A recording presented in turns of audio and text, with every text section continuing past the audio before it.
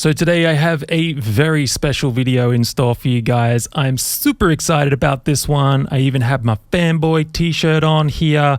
Ableton have just dropped a huge announcement, which is the soon to be released Live 11. Live 11? Whoa, hey. But aren't we only on Live 10.1? Yeah, I suppose. It doesn't make any sense. It's like too soon for a new version of Live. Yeah. What are you doing here anyway? Look, don't touch that, all right? I'm trying to make a new video on all the new features of Live 11. Live 11? Jesus, guys, please, can we talk about this later? Sorry about that. Let's continue.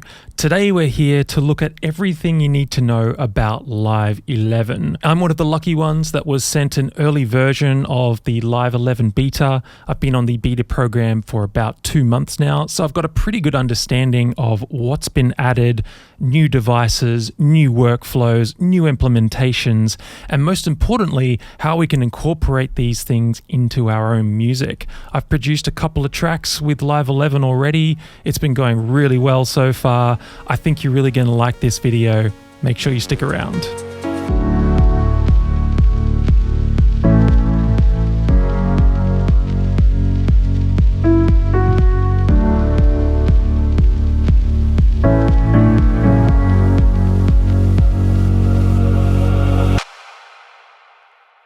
Now, I'm a little conscious this video could run well into overtime, so I won't be able to dive into as much detail as I would like. I really want you to get an overview of all the features and all the workflows so that you have a really good grasp of what's been added to Live. I'll probably dive into a bit more detail in some follow-up videos. Those will probably be released over the coming weeks. So in saying that, there is a lot to cover, so let's dive straight in and have a look at Live 11. Now, if you're like me, when you first saw Live 11, you'd probably thought that it looks very much like Live 10, and it does. There haven't been any drastic interface updates. What I'm going to do though is go over some of the minor details just really quickly, and then we'll get stuck into the good stuff. One of the first things you'll notice here is under the audio effects category is our audio effects have now been categorized even further into their own folders. We have drive, dynamics, EQ filters, modulators, performance effects, pitch and modulation, time and space, and then our utility effects down here. This is kind of a nice feature so that it categorizes all of our audio effects together. And if you did want to open up all these folders, you can hold down Command so that you can see all of your audio effects at once. We'll also find that we have a new grooves category. This is where all of our grooves are sitting. We can drop these straight into MIDI tracks, or we can drop them straight down into the groove pool here as well. We also have a new templates category, and this is where we can save multiple live default sets, which is fantastic. I have a template here which is just full of MIDI tracks and audio tracks. I also have one here for all of my analog gear, so I can literally just drag this template straight out into Live, and all of my analog gear is just ready to go. Under the instruments category, we now have the Max for Live drum synths. So very nice, quick access kicks, claps, and hats. Moving on over to session view, we can see we now have CPU meterage by track, and we can toggle this on and off over on the right here. Up in the top right hand corner, we can now decide whether we want to see the average or the current CPU meterage also. So I just wanted to get a few of these minor updates out of the way before we dived into the good stuff, and let's do that right now. One of the biggest additions to Live 11, in my opinion, is that Live now supports MPE. For those who don't know what MPE is, it stands for MIDI Polyphonic Expression. Without going into too much detail, we've added 3 new dimensions to the MIDI environment: pitch, pressure, and slide. What this means is that we now have polyphonic control over our standard MIDI controller functions. A simple MIDI controller has a pitch bend, it has a mod wheel, and it may have aftertouch as well. Now, if we think about that polyphonically, it means that each one of our fingers has that individual control. Each one of your fingers has a pitch bend, each one of your fingers has a mod wheel, and each one of your fingers has the ability to have aftertouch or a pressure control as well. This opens up a whole new new world of creative sound design possibilities, and I want to show you how we can achieve that really easily. Now, in the physical world, we're limited by the controllers that we have that will actually allow us to do this. Not every MIDI controller is an MPE controller. The Push 2 does allow us to access at least one of those dimensions, which is aftertouch, or what's known as pressure. We can't access slide or pitch bend on this guy polyphonically because we just physically can't do it. The pads are just not set up that way. Once you've installed Live 11 and plug your Push in, the Push firmware is going to update automatically. And if we head over to the setup menu, we now have a new tab called pressure. Pressure is on mono by default, and we just have to flick that over to poly and we're done. Now, in order to take advantage of this, we also need an MPE enabled instrument. Not all instruments are MPE enabled, and I'm very pleased to say that Wavetable is now an MPE enabled instrument. How do I know that it's MPE enabled? Because we have a little MPE logo in the top right hand corner. You're going to see this on Simpler, you're going to see this on Sampler, and various Max for Live devices also. So we have our tabs across the top here. We have the mod sources, the matrix, we have MIDI, and then we have a separate tab just for MPE. Now if I press a note down on the Push, now getting a response here underneath the pressure. This is telling me that I can get some sort of an expression out of this note. So let's assign the pressure to the filter frequency. As I press down a note, I'm able to affect the filter, and I can do this polyphonically.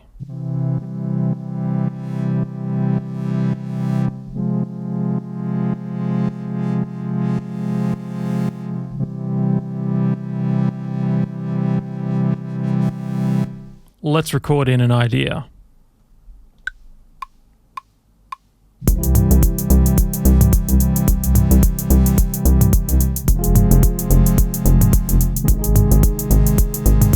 Now, I can only take advantage of the pressure dimension on Push, but I can take advantage of slide and pitch bend in Live. So let me show you how to do that. Let's open up this MIDI clip here.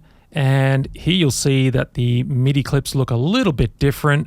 We now have our velocities down the bottom here, and our lollipops have changed a little. Now we've got a new expression tab. Let's head over to the note expression tab here, where I can access all the dimensions of the MPE environment. Down the bottom here we have velocity. Above that we have pressure. These were the individual notes I was playing, modulating that filter. And we can click on this note. We can adjust these parameters. We've got these very nice simplified breakpoints here. Now if we head up above that, we have the slide dimension. Here we have an individual control for each one of these notes, and I'm just going to put in some values here, give this a bit of curved action. Maybe we can put something in the middle here also, bit of curvy action as well. So we've drawn in some automation here, but now we need to assign it something. So let's head back to Wavetable. Underneath the slide parameter here, let's maybe assign this to the oscillator position of Wavetable, and let's head back to our MIDI clip and have a listen to that.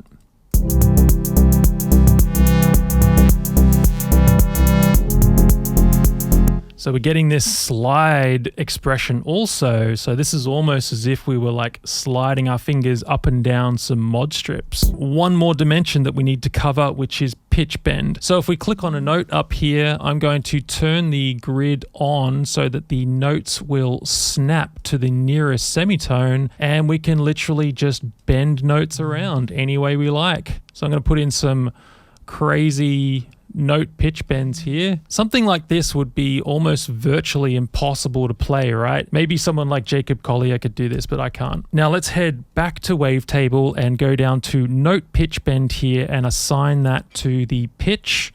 Let's head back over to our MIDI clip and let's have a listen to this.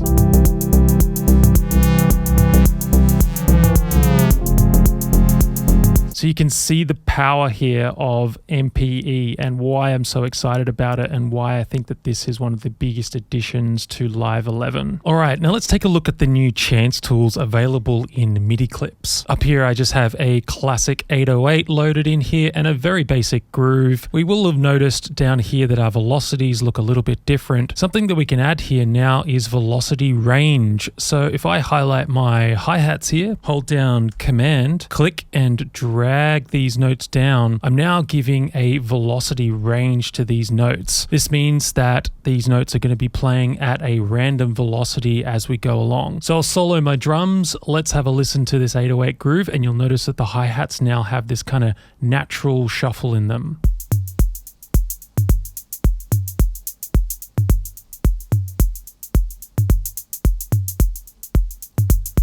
Really subtle effect, but makes a huge difference overall of like adding this human element into things. Now we can go a step further also, because we also have a new lane in here, which is probability. So this allows us to determine the chance of a note being played. At the moment, every note by default is inputted at 100% probability, meaning it's always going to play. But having this power to be able to choose whether a note plays or not, and allowing the probability algorithm to take control is a really powerful feature. So let's duplicate a kick drum here, and I'm going to, let's say 26%. Let's duplicate another one of these hits, and I'll put one over here. Let's highlight all of these notes, just duplicate them across the board. Now I have twice as many kick drums, but only half of those kick drums are going to play 26% of the time.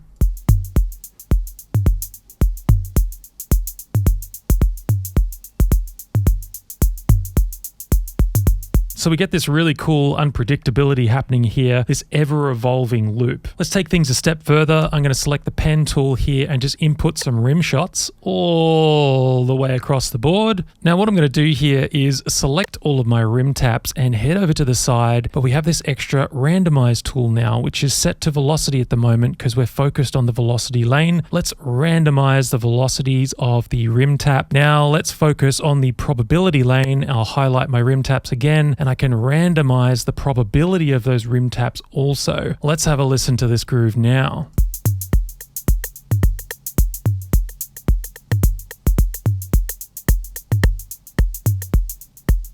I've been having a lot of fun with the chance tools. I've been using them for melodic content also. I'll just show you a very simple application here on this bass line. Let's just highlight all of these notes, Command C, Command V, Shift and up, and that's going to paste an octave above my bass line that I already have here. Let's select the higher notes, and I'm just going to bring the probability of these higher notes down to 17 is going to have to do it. And let's have a listen to the bass line now.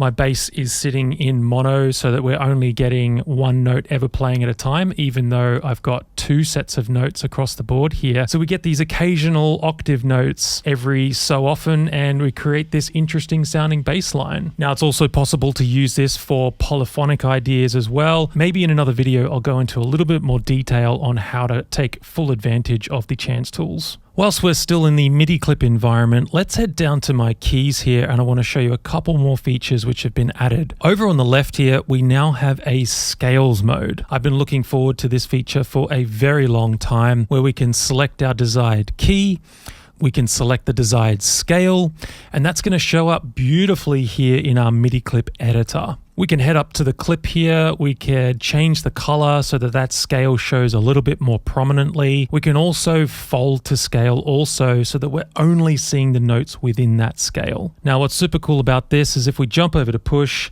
head over to scales mode, the scales mode are responsive in MIDI clips also.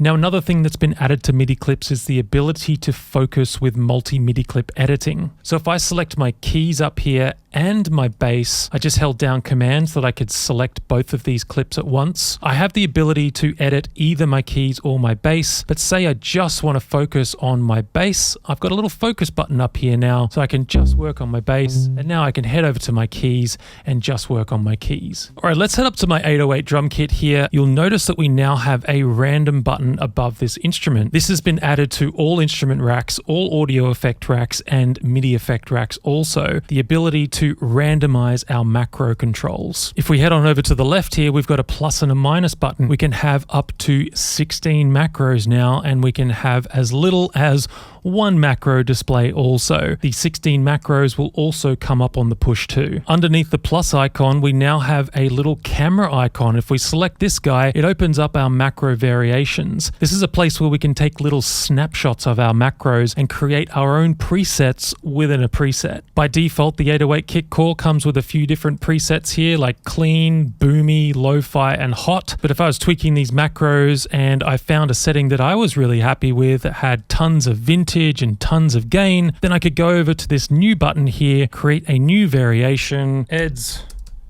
Boomy Kit, and create my own variation within this rack. I think you're going to see a lot more of these with instrument racks and audio effect racks that come stock with Ableton Live's core library. Track comping and take lanes. This is a big one. I suppose this kind of rounds off Live to be like this complete DAW now with the ability to do track comping, something that's been lacking for a while. It's really not worth doing a demonstration on how this works because it's so straightforward. Create a loop, arm a track, hit record, it's going to start taking lanes for you, and then you can pick your best take or sections of those takes to create your ultimate best of take. What I would like to show you though today is how we can use it for something a little bit more creative. So if we head up to Live here, I've got an audio track in here, and I'm going to Option Shift and T to insert some take lanes. Once I have these lanes in here, I'm going to head over to my sample library and I'm just going to grab some random percussion loops, drop them into our lanes here, duplicate this guy so we're all nice and purdy. And using the pen tool, we can just go through here and highlight little sections of this loop. And what that's going to do is it's going to paste them up the top here to create our composite take or our best of take. This is totally random. I'm not listening to these loops, so I have no idea what this is going to sound like. I'm hoping it's going to sound pretty good. And as we go through these, very simple, it's just a single click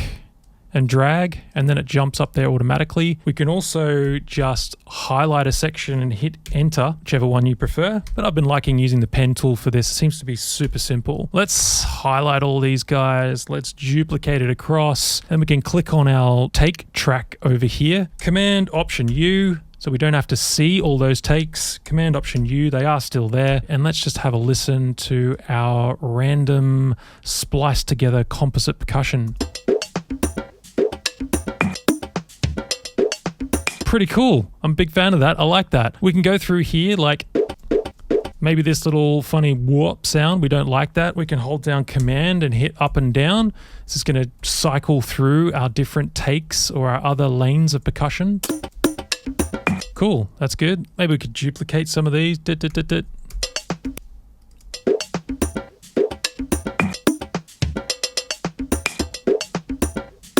Whilst we're talking about tracks, let's look at track linking. So I'm just going to insert a few audio tracks here, 4 audio tracks, 4 percussion loops. Let's hold down Command so they stack on top of each other. Click on the first track, click on the last track while holding down Shift, right click and link tracks. Now these tracks are all linked together. What this means is that the content within them is going to be all linked. So we can pick these up around just like we would one piece of audio. We can select anywhere in here, make a slice, move this over here, create some fades on either side. All these guys are going to behave as if they're one piece of audio, which is super nice. We also have things like record arm, which is linked at the moment as well. And we can also group these guys together, Command G, and we can unlink from the group and link from the group also.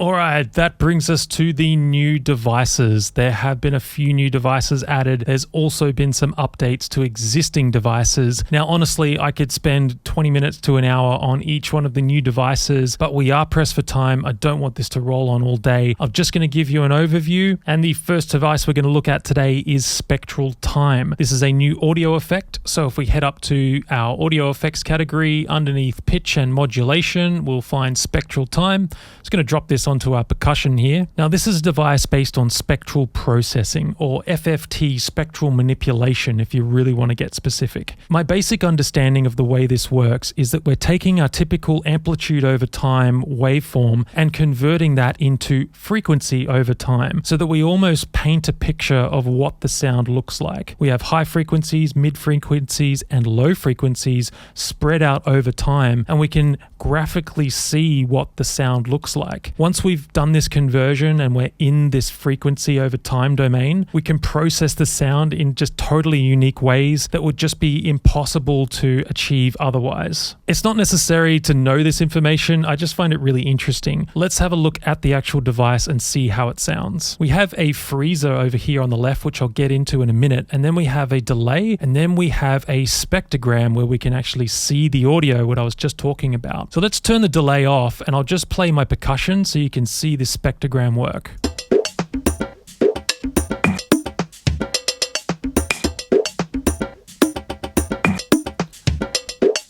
You can see the low frequencies down the bottom and the higher frequencies up the top, and you can see all the different subdivisions of the audio in a much more two-dimensional kind of picture than your typical amplitude over time waveform. So let's switch on the delay and I'll show you the different kind of characteristics of sounds we can get out of this once we've done this spectral processing.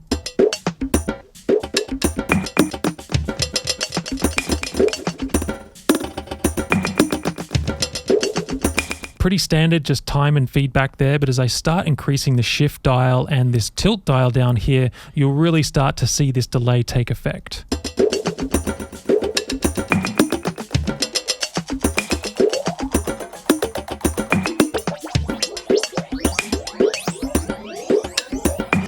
I'm going to switch off the delay for a minute here because I want to show you the freezer. I'm going to go down into the re-trigger mode here and the onsets mode where it's actually like listening to the various transients of our audio and then it's creating a little freeze after the fact. So we're going to get these nice like syncopated rhythms. I'll turn the freezer on and let's have a listen.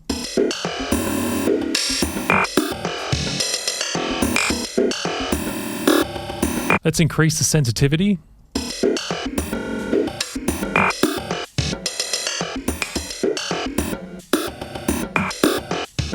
So we get these really nice syncopated rhythms that I think could be like awesome little sound sculptures and textures or ambient stuff to just throw in the background of tunes. So moving right along, let's now take a look at the new hybrid reverb. You'll find this under the time and space category. Hybrid reverb is a convolution reverb and an algorithmic reverb, all bundled up into one little reverb of joy. Beautiful interface. We can blend between the two different reverbs. We have convolution on the left, algorithmic on the right. We have various algorithms that we can choose from. We also have the impact response library over here that we can go through and we can choose different impacts for our convolution reverb. Going over to the EQ tab, we have this very nice 4-band EQ, super flexible. We have these nice vintage modes, which are really cool. We can mono the bass. I think it's 180 Hertz cutoff for that. We also have a pre-delay, which is linked to the feedback down here as well. We can get some really interesting effects. Let's have a listen to this reverb though real quick.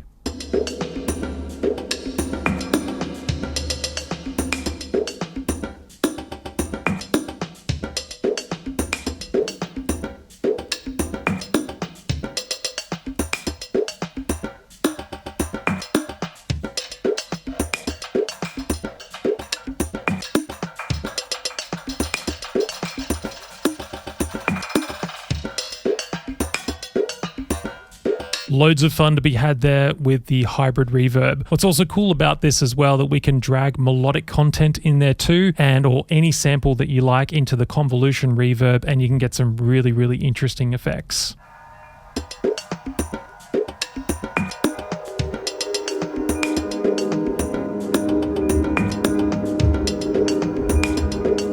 Next up, we have an update to Redux, okay? Redux just does what it does better. It's just really smooth now. It's much more usable. It's not as intense as it used to be. Let's have a listen to how this guy sounds.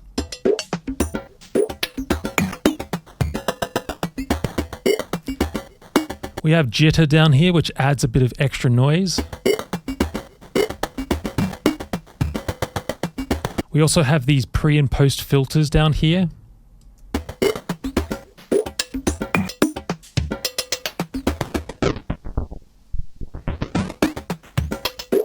Moving over here to the bit depth, as we bring this down, we also have a shape dial down here, which is going to allow us to smooth out that bit reduction.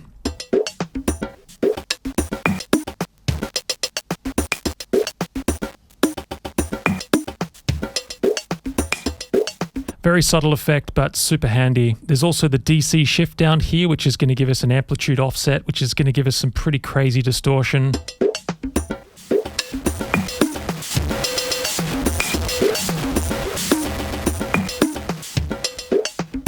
Nice that we have that dry-wet control. Okay, under pitch and modulation, you're going to find Chorus-Ensemble and Phaser-Flanger. These devices look very different. They've been packaged up to look a little bit more Max for Livey. Very nice and user-friendly, I must say. The classic mode here is just our classic chorus. Ensemble gives us an extra third time modulated delay, which makes things sound even richer and even more chorusy. But the thing that I'm most excited about here is the vibrato, which gives us a nice constant pitch modulation. Now let's drop this effect on my whirly keys here. I'm going to bring the amount right up so you can hear the full effect of this guy. Let's bring the rate up.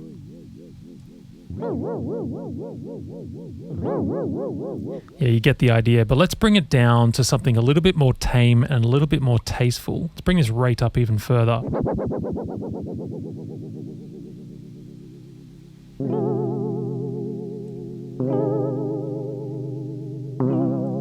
Oh, we just get that nice wobble.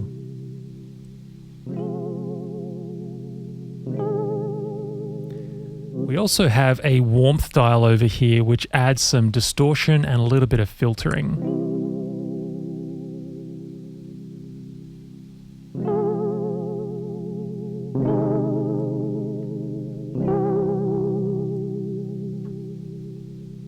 Yeah, really nice effect. Let's head back to Phaser-Flanger here. We have Phaser and Flanger. They've just been packaged together, and we have a little breakout view here with all the controls of these guys. But what I'm most excited about is the doubler. What this guy does is creates a duplicate time-delayed signal, and then we can adjust that delay time with this time control down here.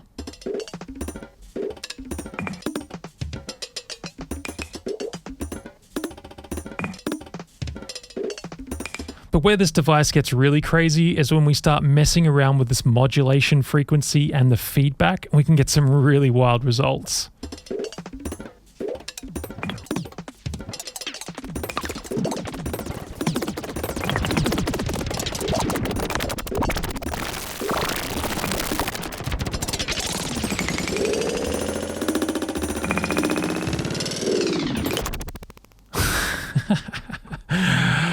Lots of fun to be had with doubler. And then we also have this warmth control over here. Okay, last but not least is the new device, Spectral Resonator. I saved this guy for last on purpose because it's definitely my favorite device which has been added. It utilizes incredibly high quality spectral processing. You can use it to generate new harmonics. You can kind of use it like a vocoder or like a harmonizer. It's incredibly powerful, and the best way to look at this guy is through demonstration. So let's get stuck into it. So let's grab Spectral Resonator and drop it down into its own audio track down here. You'll notice the interface is somewhat that of Spectral Time. We have the spectrogram in the middle here. But if we jump up to the mixer controls, I'm just going to arm this track, and I'm going to take an input from my own voice so that you can hear the power of Spectral Resonator.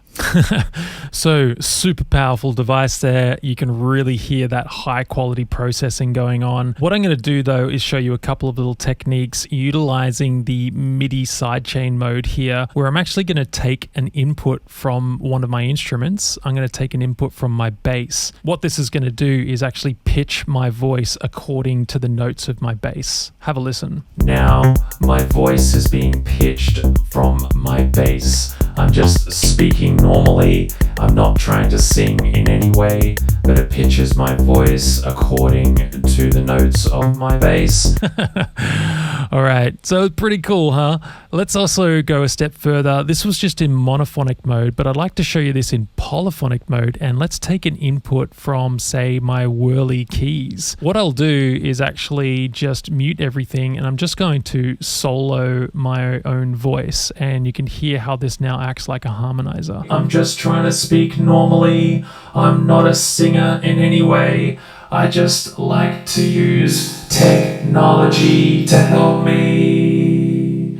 Yeah, It's hard not to sing when your voice sounds so fucking good through a harmonizer like Spectral Resonator. Super embarrassing doing this stuff. It's really weird trying to like sing over this, like, I don't know. Anyway, I hope I did this device justice. Throw some vocals through there, have a lot of fun with it. Super, super powerful device. All right, that just about wraps it up for the new devices so far. I say so far because there's loads more devices coming, namely mostly instruments from the Max for Live world. There's a great new pack called Inspired by Nature, which includes a whole bunch of new synthesizers, bunch of drone synths, some probability synths, some bouncing ball stuff, like all kinds of crazy stuff. I've had a glimpse of these devices already and they look freaking awesome. I can't wait to try them out myself. I don't actually have access to them on my beta just yet. There's also a new device called Pitch Loop 89, which is going to be a native device to Live. I've had a glimpse of this one also, and it does look like a lot of fun. You get a lot of like granular type of processing, reverse effects, and all sorts of stuff. I'm really excited to get my hands on that also. All right, we're almost at the end, but before I let you leave, there's a couple more things I still need to show you. Let's head over to Session View, and then we head up to our master track here. If we click and drag this guy out, we now have a dedicated spot for our tempo and time signature. We used to have to do this annoying little code thing, typing in the BPM and the time signature to give Live that control, but now we have a dedicated spot for it. We also have these numbers on the side here, which are responsive and will update every time you insert a new scene. And another big feature for scenes is that we now have scene follow actions. If we double click on a scene, it's going to open up this window down here where we can enable our scene follow actions, and this is going to act just like our clip follow actions that we've always had. A new action which has been added is the jump action, which allows us to jump to a specific scene. The ratio has now been changed. We now have a percentage slider, and the action times we can now jump either by bars, beats, or sixteenths. Once we have a few follow actions set up, we then have a global enable or disable follow actions button. Speaking of following, did anybody notice in the top left-hand corner this new follow button? If we enable this guy, Live is actually going to sync its BPM to an audio input source that we can set up in Live's preferences. I've experimented with this guy a little bit, like beatboxing into my microphone and plugging in drum machines, and it seems to do a pretty good job. I haven't tried with like a live drummer, but I imagine that's what this feature was designed for. All right, I think we did it. I think we've covered everything. Although I think we've covered everything that you need to know. There's obviously little things and little bits and pieces that I haven't gone into today. There's loads of updates to the core library. There's loads of new packs added. There's going to be tons of stuff added to the Max for Live environment. There's little bits and pieces within the preferences which you're going to explore on your own. At the time of recording this video, we are one day out from the announcement from Ableton, so I know about as much as I'll ever know before they make their announcement. I wanted to wait as long as possible so that in case a new beta was released that I had all the new features, but this is all I have at this stage, and so I really hope that this has been beneficial to you and that they don't drop some mad bombshell tomorrow that I don't know about and that I totally missed the boat on that, but I'm pretty sure I've got all my bases covered. And in saying that, thank you so much for sticking with me and taking the time to learn about Ableton Live 11. It's been an awesome journey so far, and I can't wait for the official release, which I believe is coming sometime next year. If you did like this video, then please remember to subscribe. It really does help. And be sure to give this video a thumbs up also. Until next time, keep creating. Bye for now.